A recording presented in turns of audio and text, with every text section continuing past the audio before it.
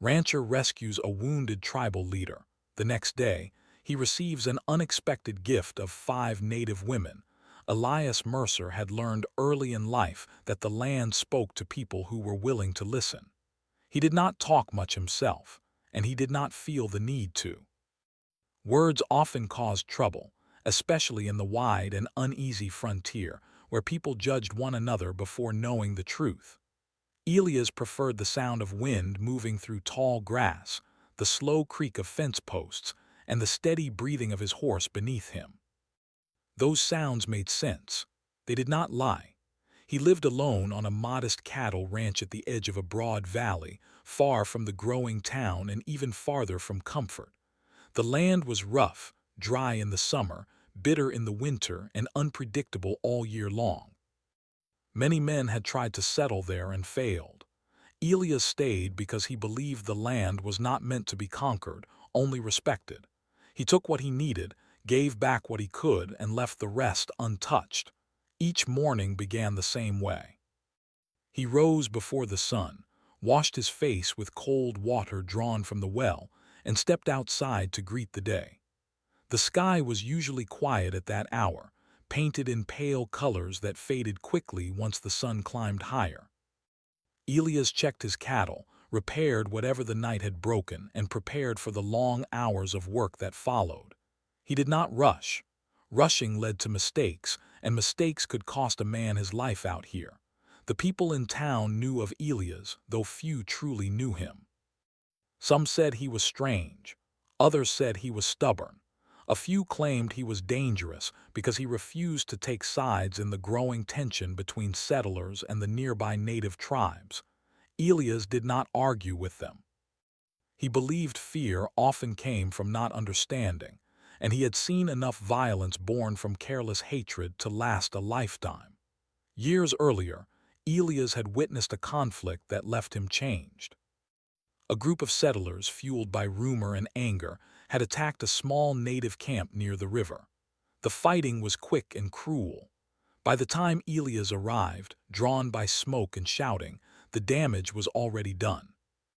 He remembered the silence afterward more than anything, the heavy, broken silence that hung in the air like a judgment.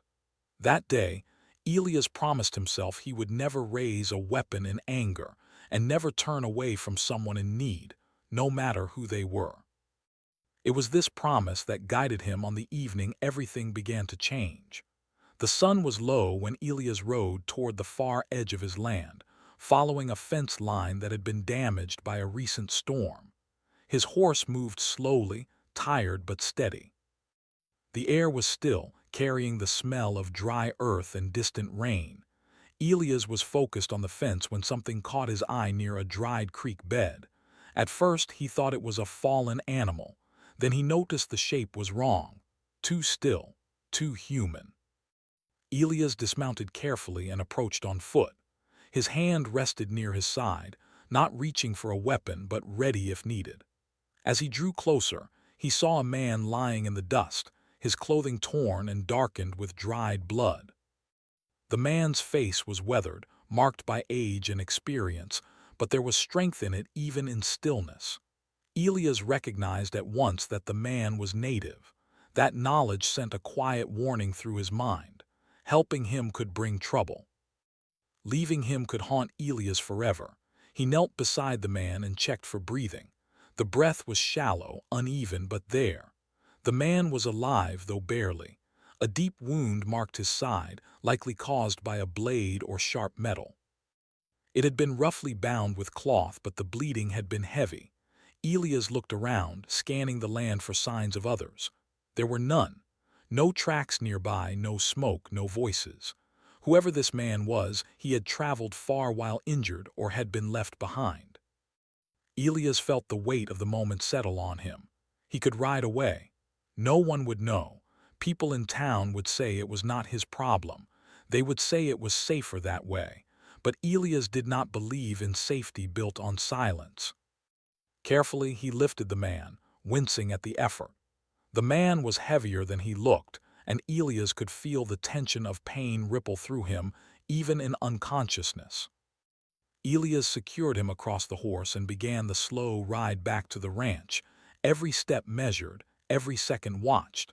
The journey felt longer than usual. The sky darkened as night approached and the wind grew colder. Elias kept his senses sharp, listening for movement, watching shadows stretch and twist across the land. He knew the risks. If the wrong people saw him bringing a native man onto his property, they might assume the worst. When he reached the ranch, Elias moved quickly but quietly. He brought the man inside his small cabin and laid him on the narrow bed. The lantern light revealed more of the damage. The wound was serious, infected at the edges, and the man had likely lost a great deal of blood. Elias set to work without hesitation. He boiled water, cleaned the wound as best he could, and applied fresh bandages. His hands were steady, though his mind was restless. He had no way of knowing who this man truly was, or what consequences might follow from saving him. As the night deepened, the man stirred. His eyes opened briefly, dark and sharp even through pain. They met Elias' gaze, filled with confusion then awareness. There was no fear in them, only caution. Elias spoke softly, choosing his words with care. He did not know the man's language, but kindness, he believed, needed no translation. He offered water, and after a moment's hesitation, the man drank. The hours passed slowly. Elias remained awake, watching over him. Outside, the land rested under the stars, unaware that something fragile and important was unfolding within the cabin walls. By morning, the man's fever had eased slightly. He was still weak, but alive. Elias allowed himself a quiet breath of relief. Whatever came next, he had done what he believed was right. As sunlight crept through the window, Elias stepped outside for a moment. He looked out across his land, the same land he had worked for years, the same land that now held a secret that could change everything. He did not know that this injured man was a leader, respected and followed by many. He did not know that his choice would echo far beyond his ranch. All he knew was that a life had been placed in his care, and he had chosen not to turn away. Sometimes, Elias believed, history did not change through grand battles or loud speeches. Sometimes it changed in quiet places, through small acts that no one else saw. And sometimes it began with one man listening to the land, and to his own conscience. The next few days tested Elias Mercer in ways the land never had. Caring for an injured stranger was not like fixing a fence or guiding cattle. It required patience, attention, and a steady heart. The man on the bed drifted in and out of sleep, sometimes calm, sometimes restless. Elias stayed close, listening to every breath, watching every small movement, ready to act if the man's condition worsened. Elias spoke to him even when there was no reply. He explained what he was doing, why he was changing the bandages, why he needed the man to drink water or eat a few spoonfuls of broth. He did not know if the words were understood, but he believed the tone mattered. A calm voice could bring peace, even across a gap of language. The fever returned on the second night. The man's skin burned to the touch and his breathing grew uneven. Elias sat beside the bed, wiping his forehead with a cool cloth, whispering steady words. He remembered the helplessness he had felt years ago by the river, when he had arrived too late to help anyone. He refused to feel that way again. Outside, the world carried on as usual. The cattle lowed, the wind shifted, clouds moved across the sky. To anyone passing by, the ranch looked unchanged. But inside the cabin, a quiet struggle was taking place, one that could not be seen from the road. On the third morning, the man finally woke fully. His eyes focused clearly for the first time, studying Elias with careful attention. There was strength in that gaze, a presence that felt calm and steady even in weakness. He spoke softly in his own language, the words slow and measured. Elias did not understand the words, but he understood the meaning. The man was asking where he was and why. Elias pointed to himself and said his name, Elias. Then he pointed gently to the man. The man hesitated, then spoke a name Elias could not repeat correctly, but he nodded to show he accepted it. They communicated through simple gestures after that. Elias offered food. The man accepted. Elias changed the bandage. The man watched closely, then nodded in approval. Trust did not arrive all at once. It grew slowly like grass after rain. As the days passed, the man gained strength. He could sit up for short periods, leaning against the wall. Elias noticed how carefully he observed everything: the room, the tools, the way Elias moved. This was not the look of an ordinary traveler. There was a quiet authority about him, even now. One afternoon, Elias stepped outside to gather firewood and noticed distant riders on the horizon. His heart tightened. He stayed still, watching until they passed far enough away to ease his mind. When he returned inside, he found the man watching him closely, reading his tension. Elias explained as best he could, using simple words and gestures, that others nearby might not understand why he was helping. The man listened carefully, then placed a hand over his heart and bowed his head slightly. It was a gesture of respect, not submission. That moment changed something between them. Later that evening, the man struggled to stand. Elias rushed to help, but the man raised a hand, asking for a moment. Slowly, with great effort, he stood on his own. Though unsteady, he remained upright. He then straightened his shoulders, lifting his chin. Even weakened, he carried himself like someone used to being followed. He spoke again, this time longer, his voice low but firm. Elias caught only a few words he recognized from past encounters near town. Words related to peace, to people, to land. Elias listened closely, nodding when it felt right. He did not interrupt. When the man finished, Elias understood something important, even without knowing every word. This man was not just anyone. He was someone whose voice mattered. That night, Elias slept lightly. He dreamed of fences turning into rivers, of voices calling across open plains. When he woke, the sun was already rising. Over the next several days, communication improved in small ways. They used drawings in the dirt, pointing to landmarks, using shared experiences. Elias learned the man belonged to a nearby tribe, one that had been moving carefully to avoid conflict. The man had been injured while trying to prevent trouble between his people and others. Elias felt a quiet weight settle on him. Helping this man was no longer just about one life. It might affect many. He considered the danger. If soldiers came asking questions, if settlers noticed the visitor, Elias could be accused of many things. He could lose his land. Worse, he could bring harm to the man he was trying to save. One evening, Elias spoke honestly. He told the man he could not keep him hidden forever. He explained that when the man was strong enough, he would need to return to his people. The man listened, then nodded slowly. There was no anger in his expression, only understanding. The man reached into a small pouch he wore around his neck and removed a simple carved token. He placed it in Elias' hand. Elias hesitated, then accepted it carefully. He did not know its meaning, but he felt its importance. The days that followed were calmer. The man's strength returned steadily. He helped with small tasks, insisting on contributing, even when Elias told him to rest. They worked side by side in silence, a shared rhythm forming between them. Elias noticed something else too.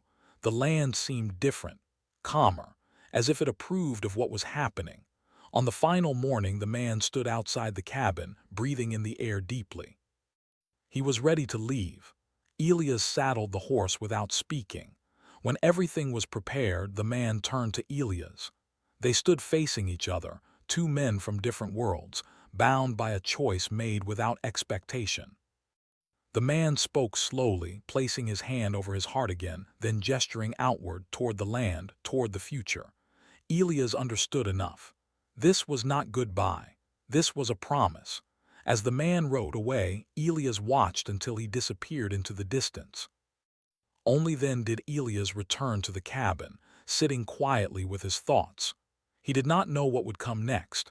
He only knew that mercy, once given, could not be taken back. And sometimes the greatest risks were also the most necessary ones. The days after the man left felt strangely quiet to Elias Mercer. The ranch was the same, the land unchanged, yet something unseen had shifted. Elias went back to his routine, but his thoughts often wandered to the road leading away from his cabin, to the place where the man had disappeared into the wide land. He kept working because work gave his mind direction. He fixed fences, checked water lines, and tended to his cattle with the same steady care as always. Still, there were moments when he paused, listening to the wind, wondering if the man had reached his people safely. Elias had not asked for a name he could clearly say, nor for any promise, yet he felt certain that what they shared would not simply fade away. A few days later, Elias rode into town for supplies. He kept his visits short and quiet as usual. The town had grown in recent years, filled with new faces and louder opinions. As he tied his horse near the general store, he noticed the way people were talking in low voices, leaning close to one another. Something was different. Inside the store, Elias picked up flour, coffee, and a few tools he needed. The storekeeper, an older man with sharp eyes, watched him longer than usual. "Been hearing things," the man said casually, as if speaking about the weather. Elias did not respond right away. He waited. "They say trouble didn't come like folks expected," the storekeeper continued. "There was talk of a fight near the river. Never happened." Elias met his gaze. "Talk don't always turn into action." The storekeeper nodded slowly. "That's true. Still, some are surprised. Others are uneasy. Quiet makes people nervous." Elias paid for his supplies and left without adding more. He did not want questions. Questions often led to conclusions, and conclusions could be dangerous. As he rode home, Elias noticed signs along the land. Tracks that suggested movement but not hurried. Fires that had been built and cleaned away carefully. Whoever passed through was moving with purpose, not fear. The next morning, Elias was repairing a broken gate when a neighbor rode up. The man was younger, restless, always eager to involve himself in matters that were not his own. "You hear what folks are saying?" the neighbor asked. "I hear enough," Elias replied calmly. "They say the tribes pulled back," the man continued. "No raids, no warning signs. Some think it's just a pause before something worse." Elias wiped his hands on his trousers. "Or maybe it's a pause because someone chose another way," the neighbor frowned. "You sound hopeful." Elias looked out across his land. "Hope isn't foolish, fear is." The neighbor left soon after, shaking his head. Elias returned to his work, though his heart beat a little faster. He knew the balance was fragile. One careless action could break it. Days passed, then weeks. No conflict came. Instead, a calm settled over the region that few could explain. Soldiers passed through without stopping. Settlers spoke of good harvests instead of danger. The land seemed to breathe easier. One evening, Elias noticed a lone rider approaching from the west. He stood still, watching. The rider slowed as he neared the ranch, then stopped at a respectful distance. He raised a hand, palm open. Elias approached carefully. The rider spoke briefly, using gestures Elias recognized. He pointed toward the distant hills, then placed his hand over his heart, mirroring the gesture the wounded man had once made. Elias nodded. The rider did not stay long. He turned and rode away, leaving Elias standing alone beneath the open sky. That night, Elias sat by the fire thinking. He understood now. The man he had helped was not just any traveler. He was someone whose survival mattered greatly, someone whose return had changed the path of many lives. In the days that followed, more signs appeared. Small groups passed through the land peacefully. They did not disturb cattle or crops. Sometimes Elias would see figures watching from a distance, never crossing into his space, never threatening. Respect moved both ways. Elias also noticed changes in town. Conversations shifted. Fewer men spoke of taking matters into their own hands. Even those who had once been loud with anger now spoke more carefully. One afternoon, Elias was invited to a meeting in town. He almost refused. Gatherings often led to trouble, but something told him it was important. The meeting was tense but calm. A few leaders spoke about keeping peace, about avoiding unnecessary conflict. They spoke of cooperation, though the word felt unfamiliar in that room. No one mentioned Elias directly. No one accused him. Yet he felt their eyes on him, measuring, wondering. When the meeting ended, an older woman approached Elias. She had lived in the area longer than most. "You did something," she said quietly. Elias did not deny it. "I did what felt right," she nodded. "Sometimes that's enough. Sometimes it's everything." Elias returned home before sunset. As he crossed his land, he felt a strange sense of responsibility settle over him.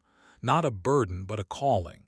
He had been placed in a position he never sought, yet could not ignore. That night he took out the carved token the man had given him. He held it in his palm, tracing its lines. He did not know its full meaning, but he knew it represented trust. Trust was fragile. It had to be protected. Weeks later, a heavy storm swept across the valley. Rain poured down, filling dry creeks and softening the land. After the storm, Elias rode out to check for damage. Near the same creek bed where he had found the wounded man, he stopped. The land looked different now, alive, renewed. Elias dismounted and stood there for a long moment. He realized then how close everything had come to breaking apart, how easily fear could have turned into loss. Instead, a different choice had been made. As he rode back, Elias understood something clearly. His life would never return to the simple quiet it once had, but perhaps it had never truly been simple at all. Sometimes, a man did not choose his role. Sometimes, the moment chose him. And Elias Mercer, a rancher who listened more than he spoke, had unknowingly stepped into a place where his actions would be remembered long after the dust settled. The land held memory, and now so did the people. Whatever came next, Elias knew one thing for certain. Peace, once given a chance, had a way of growing, slowly, carefully, but strong enough to last. The morning began like any other. Elias Mercer woke before sunrise, stepped outside, and felt the cool air move across his face. The land looked peaceful, washed clean by the recent rains. He went about his usual tasks, feeding the cattle and checking the far fence. Nothing warned him that this day would be different from all the others. As the sun climbed higher, Elias noticed movement near the road that led toward his ranch. At first, he thought it might be traders or travelers passing through. But as the figures came closer, he saw they were moving with purpose, not haste. There were several horses walking slowly, calmly. Elias stood still, watching. The group stopped at a respectful distance from his cabin. No one reached for anything. No voices were raised. After a moment, one man stepped forward. Elias recognized the posture at once. It was the same calm authority he had seen before. The man spoke in a steady voice, using gestures Elias understood. He pointed to the land, then to Elias, then back to the group behind him. Elias felt his heart beat faster, not with fear but with awareness. Something important was happening. The group moved forward slowly. Among them were 5 native women. They were not young girls nor helpless figures. They were adults, each carrying herself with dignity and quiet strength. Some carried bundles of supplies. Others carried nothing at all, yet seemed no less prepared. They stopped a few steps away from Elias. The man who had spoken earlier placed his hand over his heart and bowed his head slightly. He spoke again, longer this time. Elias listened carefully. He did not understand every word, but he understood enough. This was not a demand. It was not a threat. It was an offering of trust. The man gestured toward the women, then toward Elias' land, then toward the horizon. The meaning became clear in pieces. These women were being sent as representatives, as helpers, as a living sign of gratitude and peace between 2 worlds. Elias felt the weight of the moment press against his chest. He had expected nothing in return for what he had done. He had not helped the wounded man for reward. And yet here it was, not in the form of gold or livestock, but in something far more meaningful. Connection. Elias took a slow breath. He nodded once, placing his hand over his own heart, mirroring the gesture he had learned. The man smiled faintly. It was not a smile of triumph, but of relief. The group stayed only a short while. The man spoke a few final words, then turned and rode away with the others who had come. The 5 women remained, standing calmly, waiting. Elias felt a moment of uncertainty. He was used to being alone. He had built his life around solitude and routine. Now, suddenly, his quiet ranch held 5 new lives, 5 new stories. He gestured toward the cabin, offering water and shade. The women followed without hesitation. Inside, they looked around with curiosity, not judgment. They spoke softly among themselves, their voices low and steady. Over the next few hours, Elias learned more through shared actions than words. The women understood they were welcome, but not owned. They were not servants or prisoners. They were guests and partners, here by choice, guided by tradition and trust. One woman, older than the rest, seemed to take a leading role. She observed the land closely, touching the soil, examining the plants near the cabin. She nodded often, as if confirming what she already knew. Another woman noticed Elias' injured fence and gestured toward it, offering to help. Elias hesitated at first, then accepted. Together, they worked in silence, hands moving in rhythm. That evening, the women prepared a simple meal using their own supplies and some of Elias' food. The smells filled the cabin, unfamiliar but comforting. They offered Elias the first portion, a gesture of respect. As they ate together, Elias felt something he had not felt in a long time. Not tension, not suspicion, but balance. Days passed and the women settled into a quiet routine. They did not take over the ranch, nor did they remain idle. Each found a way to contribute. One had deep knowledge of healing plants and helped Elias treat small injuries and aches he had long ignored. Another understood soil and water, offering advice that improved Elias' crops. The others helped with food preparation, repairs, and care of the land. There was no force in their presence. They never acted as though they were owed anything. Instead, they moved with intention, showing through action what cooperation looked like. Elias noticed changes quickly. The crops grew stronger. The cattle seemed calmer. Even the land itself felt more alive, as though it recognized the harmony forming upon it. Word began to spread. Nearby ranchers noticed the improvements. Some rode by slowly, curious but cautious. They saw no signs of danger, no raised weapons, no disorder. Only quiet work and shared purpose. One afternoon, a settler stopped Elias on the road. "You've got company," the man said, his tone uncertain. "Yes," Elias replied simply. "Aren't you worried?" Elias met his gaze. "No." The settler studied him for a moment, then nodded and rode on. The women were aware of the attention, but they did not react with fear. They understood the risk, yet trusted the path chosen by their people and by Elias. One evening, as the sun set, the older woman sat with Elias outside the cabin. She spoke slowly, using words Elias recognized and gestures that filled the gaps. She explained that their presence was temporary. They were there to build trust, to show that peace could be lived, not just spoken. When the time was right, they would return to their people. Elias felt a quiet sadness at the thought, surprising himself. He had grown used to their presence, to the shared silence and shared work. But he also understood. Nothing meaningful was meant to be held too tightly.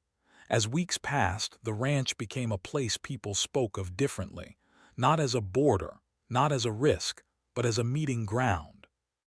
Disputes lessened, fear softened. Some settlers even began to trade fairly with nearby tribes, guided by the example unfolding quietly on Elias' land. Elias never gave speeches. He never claimed credit. When asked, he simply said, "We work together." The women taught him that peace was not an idea, it was a daily practice. It lived in small choices, in patience, in listening more than speaking. Eventually, the day came when the women prepared to leave. They packed their belongings with care. Elias helped saddle the horses, his movements slower than usual. Before they departed, they stood together one last time. The older woman placed her hand over her heart, then reached out and placed a small bundle in Elias' hands. Inside were seeds, strong, hardy seeds meant to grow in difficult soil. Elias understood without words. As the women rode away, Elias watched until they disappeared beyond the hills, just as he had watched the wounded man weeks earlier. The ranch felt quiet again. But it was not the same silence as before, it was fuller, richer. Elias planted the seeds the next morning. And as the first green shoots broke through the soil weeks later, Elias knew that what had been given to him was never meant to be kept as a gift, but grown, shared, and passed forward. The land remembered. And so did he. Time moved forward as it always did, but it no longer felt the same to Elias Mercer. The days were still long, the work still hard, yet something inside him had settled into a deeper rhythm. After the women left, the ranch returned to quiet, but it was not empty. Their presence had changed the way Elias saw the land, the people, and even himself. He continued his routine, rising early, tending to his cattle, repairing what broke. But now, every action felt connected to something larger. When he walked the fields, he remembered the older woman kneeling in the soil, testing it with her hands. When he treated a cut or sore muscle, he recalled the careful methods he had been shown. The knowledge stayed with him, not as borrowed wisdom, but as something earned through trust. The seeds the women had given him grew steadily. They were stronger than most crops Elias had planted before. Even when the weather turned harsh, they held on. Elias watched them closely, feeling a quiet sense of pride, not ownership, but gratitude. They were a reminder that good things could come from patience and cooperation. Word continued to spread across the region. People spoke of Elias Ranch not as a place of danger, but as a place where trouble seemed to stop. Travelers rested there without fear. Traders passed through peacefully. Even those who once spoke with anger now spoke with caution, and sometimes respect. Elias never corrected the stories. Some were accurate, others exaggerated. He let them be. Truth, he believed, did not need defending if it was lived honestly. One afternoon, a group of settlers arrived, asking for advice. They were struggling with poor harvests and tension near their land. Elias listened quietly. He did not lecture them. He simply shared what he had learned, about working with the land instead of against it, about listening before reacting. Not everyone accepted his words. But some did, and that was enough. Seasons changed. The valley saw a winter that was harsh but fair, followed by a spring filled with promise. The river ran clear. The cattle grew strong. The land, once restless, felt steady. From time to time, Elias saw familiar figures on distant hills. He knew they were watching just as he watched them. There was no fear in these moments, only awareness, an understanding that peace was still being chosen again and again. One evening, Elias rode to the old creek bed where everything had begun. The place looked different now. Grass had grown thick, and water flowed gently through the channel after recent rains. He dismounted and stood there, letting the memory wash over him. He thought of the wounded man, of the risk taken, of the long nights by the fire. He thought of the women, of shared work and quiet understanding. None of it had been planned. None of it had been expected. And yet it had shaped everything. Elias realized then that his life had become a bridge. Not by force, not by intention, but by choice. A simple choice made when it mattered most. As the years passed, Elias grew older, slower in body but stronger in spirit. Younger ranchers sought him out, asking how he had avoided the troubles others faced. Elias always answered the same way. "I listened," he said, "and I chose not to turn away." Disputes were settled more often with words than with threats. One day, long after the events that changed everything, a small group arrived at Elias' ranch. Among them was a man whose face carried the same quiet strength Elias had once seen in another. The man spoke with respect, offering news from far beyond the valley. Peace had held. Elias nodded, feeling a deep sense of calm. He did not ask for thanks. He did not ask for recognition. What mattered was that the path chosen years ago was still being walked. That evening, as the sun set over the valley, Elias sat outside his cabin, watching the light fade across the land. The wind moved gently through the grass, carrying the same quiet voice he had always trusted. He understood now that real change rarely arrived loudly. It came softly, through small actions repeated over time, through courage shown in moments when no one was watching, through respect given freely, without demand. Elias Mercer had never thought of himself as important. But his life proved that importance was not about power or position. It was about choosing humanity when fear offered an easier road. The land grew dark and stars filled the sky. Elias rose and went inside, closing the door behind him. Outside, the valley rested in peace, strong living proof that one act of kindness, given without expectation, could echo far beyond a single lifetime.